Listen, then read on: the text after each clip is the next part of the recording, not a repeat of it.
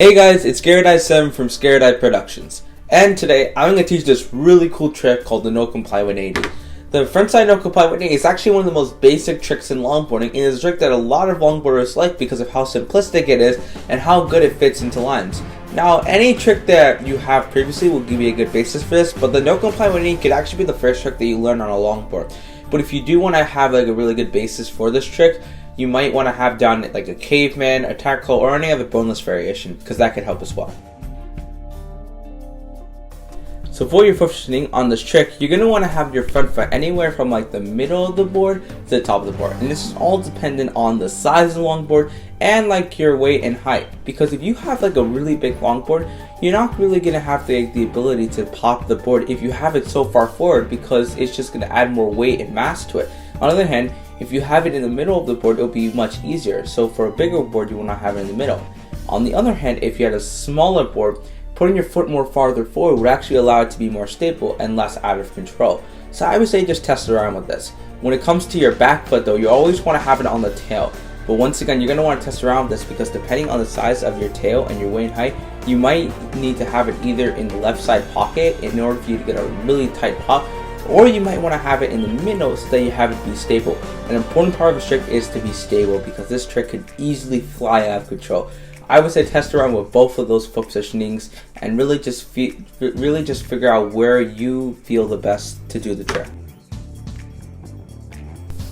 Step one of this trick is going to be the actual letting the board like pop up and taking your front foot off the board. And the way you want to think of this is not as like two separate steps, but as one seamless motion. The way you're going to do this is that when you feel ready, you're going to take off your front foot. And by taking off your front foot, the board is naturally going to want to pop up. But an important thing you're going to want to realize is that in order for this to happen, you're going to want to first of all lean forward and put a lot of weight on your front foot. And then when you take off your front foot, you're going to want to transfer that weight from your front foot to your back foot, which is going to allow it to pop up. Now, the last thing you want to think about when you're doing this trick is that it's not just going to go straight up. It's going to go front side, like a front side 180, because that's what the trick really is. So the important thing you want to realize is that when you take off your front foot, you want to think of it as a 180. Your arms are going to want to turn first, and then you're going to want to move the board. You want to push the board forward and out like a 180. The second step of this trick is going to be the actual 180 motion. And the way you're actually going to want to think about this is you want to think of it like a normal 180 on flat. Try a normal 180 on flat. It's very similar to a no comply 180 in the sense that you're always going to turn your arms first, right? In any 180 trick, a boneless frontside 180, a caveman 180, whatever 180 trick it will be, you're always turning your arms first. And that's because when your arms turn, your body turns, and then the board will follow. It's a seamless motion. When you turn your body 180, when you turn your arms 180, the board is naturally going to want to follow, because otherwise you're just going to twist yourself, literally. And so because you're popping the board in that front side rotation, like I said before, like a tiger claw or like a caveman, the board is just naturally going to want to do the 180. As long as you follow with your whole body and keep your back foot on the board. That's a big thing. Your back foot really needs to stay on the board, and the reason for that is because it's going to allow it to not flip.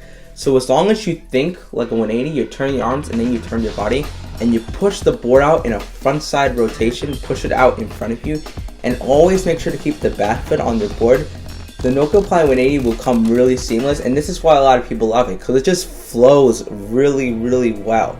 And so if you keep those things in mind, and if you just watch over the clips that I'm doing where I'm actually popping the board and it's moving, and you slow it down and just practice that on its own, I'm 100% sure you can get this down. It's a really hard step, but I know you guys can do it.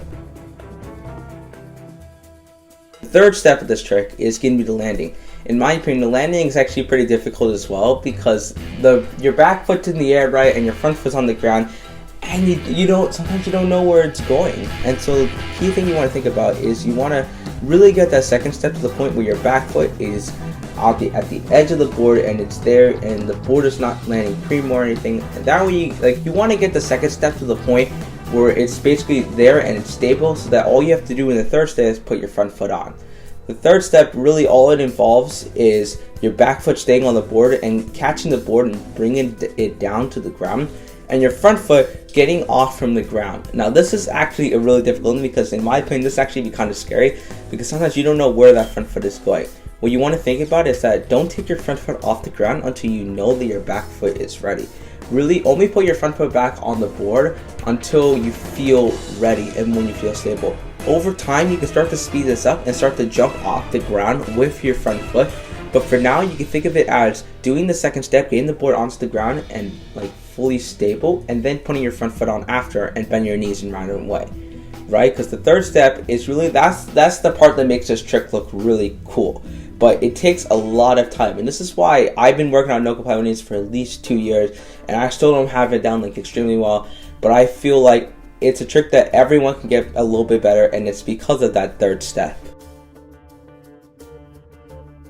Some common errors that could occur in this trick is, of course, not getting enough rotation.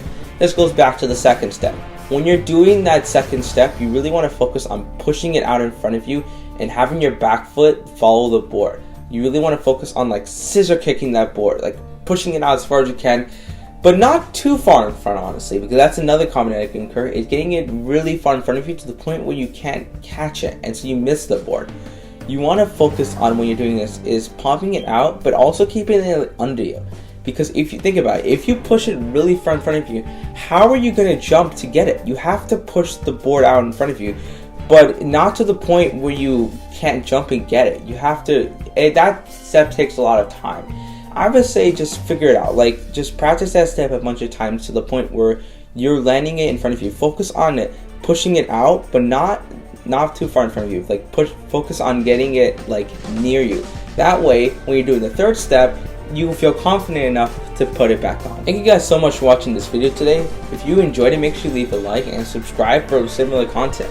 Also, make sure to follow me on Instagram. Like, I know that's just extra, but that's where I really post a lot of the updates and like new news that happens in my life, like, and stuff involving this channel. So if you really just want to get like the inside information of like this channel and everything that goes on, follow me on Instagram. I don't think you'll regret it.